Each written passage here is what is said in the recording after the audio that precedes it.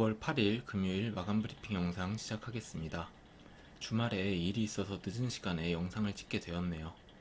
그럼 코스피 차트 먼저 보시겠습니다. 코스피도 애매한 위치에서 파킹을 하면서 마감을 했습니다. 21선과 121선에 걸쳐주면서 위든 아래든 어디로 가도 이상하지 않은 자리에 멈춰놨습니다. 저번 마감 브리핑에서도 말씀드렸듯이 개인적으로는 달러 환율 이슈로 인해서 하방을 향할 거라고 생각은 하고 있습니다. 얼마나 깊게 갈지는 알 수 없는 부분이지만 어쨌든 이번에 만약 조정이 아니라 크게 하락이 한번 나온다면 크게 매수를 들어가 볼만 하지 않을까 생각은 하고 있습니다. 뭐 어떻게 됐든 상황이 어떻게 되냐에 따라서 대응을 해야겠지만 일단은 하락이 나올 확률도 충분히 높다고 생각을 해서 현금으로 들고 대기 중인 상태입니다. LX 세미콘 보시겠습니다. LX 세미콘도 한 레벨 더 하락이 나오려는 움직임이 보이고 있습니다. 8만원 라인 정도까지 또 하락이 나올 수도 있어 보입니다. 확실히 돌파를 하고 내려간 상태는 아니긴 하지만 다음 주에 나올 수 있는 여지는 충분히 만들어 놨다고 생각을 합니다. 처음 LX 세미콘을 다루면서 분석을 했던 영상에서 아마 언급을 했던 것 같은데요. LX 세미콘은 최고점 자체가 늦게 나왔습니다. 22년 1월 초에 최고점이 나왔고 그 이후로 계속 하락이 나오고 있는 상태긴 하죠. 그만큼 아마 상승이 나오는 것도 다른 종목들 상승이 나온 이후에 뒤따라 나올 가능성도 있을 거라고 생각을 합니다. 뭐 꼭 그러라는 법은 없지만 어쨌든 고점에 물려있는 개미들의 손절 물량을 받아내기 위해서 움직임이 이렇게 나오지 않을까 예상을 하고 있습니다. 솔로엠 보시겠습니다. 솔로엠은 뭐 특별히 다룰 내용도 없습니다. 아직까지 상승 채널 안에서 움직이면서 계속 우상향을 해주고 있습니다. 거래량도 크게 터지지 않으면서 계속 올라가고 있기 때문에 좋아 보이긴 합니다만 채널 상단 돌파가 나오든 아니면 채널 하단을 깨고 내려가든 하면은 포지션 정리를 하는 것이 좋아 보입니다. 이 상태에서 상단 돌파가 나오는 것도 그렇게 바람직한 장면은 아니라고 생각이 듭니다. 이미 큰 상승이 나온 이후에 나오는 거기 때문에 조금 위험하지 않나라는 생각이 있습니다. 삼성전자 보시겠습니다. 엔비디아랑 엮이면서 단기에 크게 상승이 한번 나와줬습니다. 하지만 개인적으로 엔비디아랑 지금 타이밍에 엮이는 건 그렇게 바람직하지는 않은 것 같네요. 저는 지금 반도체 종목들을 하방에 베팅을 해놓은 상태고 더 하락이 나올 거라고 생각하고 홀딩 중입니다. 엔비디아 또한 고점을 찍은 이후에 채널 하단을 살짝 깨고 내려오면서 마감을 한 상태고요. 이제 다음 주에 엔비디아가 어떻게 움직이냐에 따라서 삼성전자도 따라 움직일 가능성이 있겠습니다. 가장 좋은 시나리오는 60일선 지지를 계속 받아주면서 이렇게 주가를 돌리면서 돌파가 나오는 그림이 나오는 건데 잘 모르겠네요. 제가 하방에 베팅을 해놓은 상태라서 그런 건지는 모르겠지만 대형주들이 크게 상승이 나와줄 환경은 아니라는 생각이 듭니다. LG생활건강 보시겠습니다. 제 평단을 살짝 깨고 내려가 있는 상태입니다. 지금 60일선의 지지를 확인하면서 마감을 한 상태인데 이제 여기서 5일선이 내려오면서 만드는 저항을 이겨내면서 이쪽 짧은 쐐기 상단을 돌파를 해줘야겠습니다.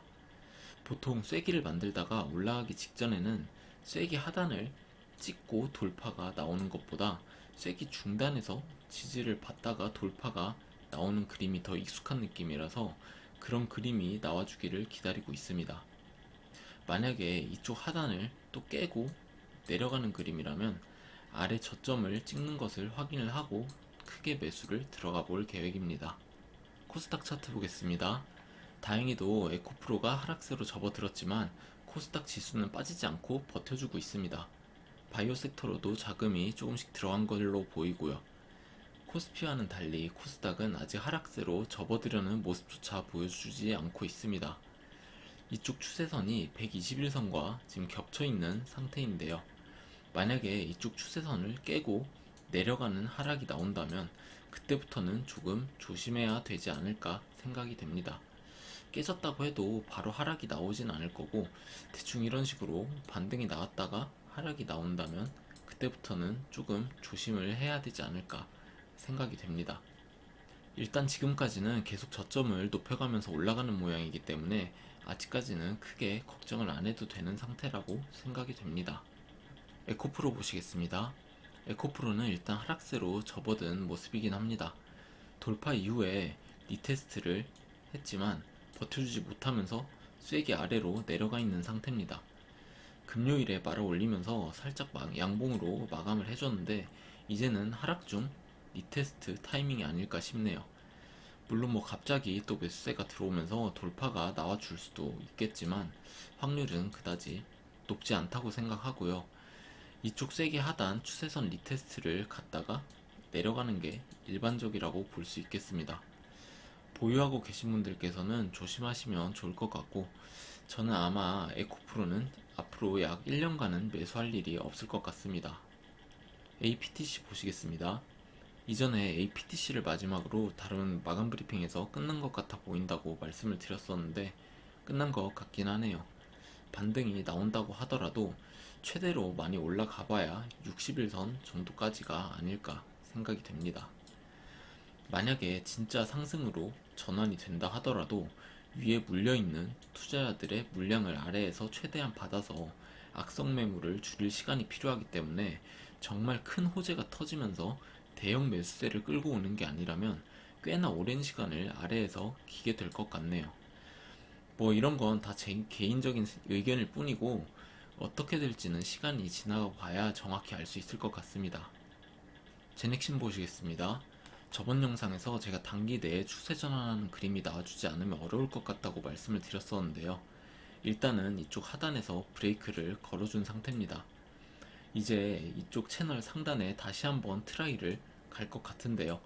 이때 또 돌파를 못하고 아래로 쏟아지는 그림이라면 좀 어렵겠습니다. 저는 사실 이때 밑꼬리를 길게 달고 거래량이 또 너무 많이 터지면서 채널 하단까지 빠지지 않을까라는 생각을 했었는데 그래도 생각보다 하락이 짧게 나온 상태에서 브레이크가 걸렸습니다. 저는 돌파가 나올 확률도 꽤 높지 않을까 생각은 하지만 일단은 매수는 돌파가 나온 이후에 살짝 눌림이 나오면은 해보겠습니다. 제넨바이오 보시겠습니다. 아직까지 제넨바이오는 특별히 다룰 내용은 없네요.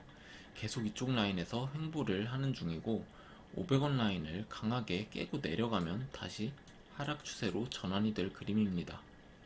하지만 뭐 제넨바이오 같은 종목은 세력 마음이겠죠. 물량을 얼마나 가지고 있을지는 뭐 아무도 모르겠지만 물량을 많이 쥐고 있으면 쥐고 있을수록 주가를 마음대로 컨트롤을 할 수 있기 때문에 그냥 세력이랑 같이 간다 생각하고 계속 가지고 가는 중입니다. 계속 보유 기간이 길어지고 있는데 올해 안에는 좋은 결과가 있었으면 하네요. 오늘도 시청해주셔서 감사드리고요. 좋은 하루 되시기 바랍니다. 감사합니다.